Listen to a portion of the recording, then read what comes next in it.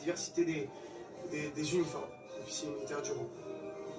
Donc pour les sous-marins nucléaires d'attaque ou la construction du futur bassin qui accueillera le porte-avions de nouvelle génération, mais aussi par exemple la construction des camps en Roumanie où sont déployées nos forces. Mais surtout l'entretien des bases aériennes, des multimissions, savoir en l'air, sur la mer, sous la mer. C'est un outil de combat, Fumoir Vaca. Le jour j'ai été invité à la visiter et je dois avouer que j'étais impressionné par le modèle.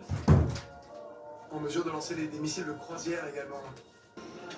Oui, alors ce sont des écoles qui sont implantées bien sûr à Toulon et à Brest et qui permettent de spécialiser en quelque sorte les personnels qui vont soit naviguer sur bâtiments de surface, soit sur les sous-marins. Ce sont les aviateurs qui arrivent. Base aérienne 105, commandant Vion. C'est exactement ça.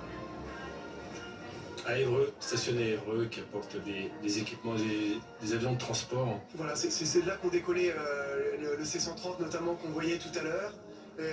L'équipage franco-allemand, donc l'escadron franco-allemand binational est basé là-bas.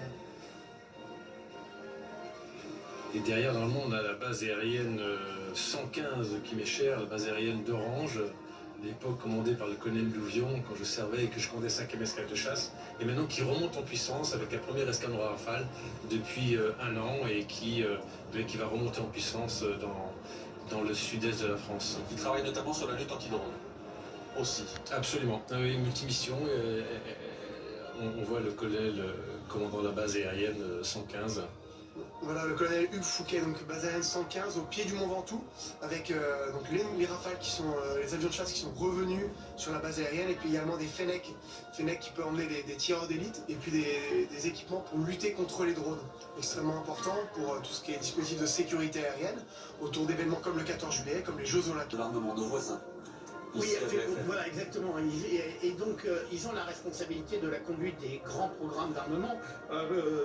Très concrètement, par exemple, le porte-avions de nouvelle génération ou la mise au le Rafale standard F5. Ils ont aussi le sous-marin nucléaire lanceur d'engins de 3e génération. Donc, extrêmement important. Ils font l'interface entre les forces armées et les industriels pour construire donc, cet outil de défense. Et c'est en fait très spécifique. Vraiment, c'est le général de Gaulle qui a créé la DGA. Ça annule tout un effort de guerre. Or aujourd'hui, comme on est en phase de réarmement, il est important de ne pas commettre d'erreurs sur le design des matériels. Le groupement de soutien commissariat. Oui, alors on parlait tout à l'heure de l'école des commissaires, hein. On disait que le commissaire c'est l'intendant, c'était le responsable. Là vous avez le groupement de soutien du commissariat d'Île-de-France, et qui est donc un groupement interarmé qui soutient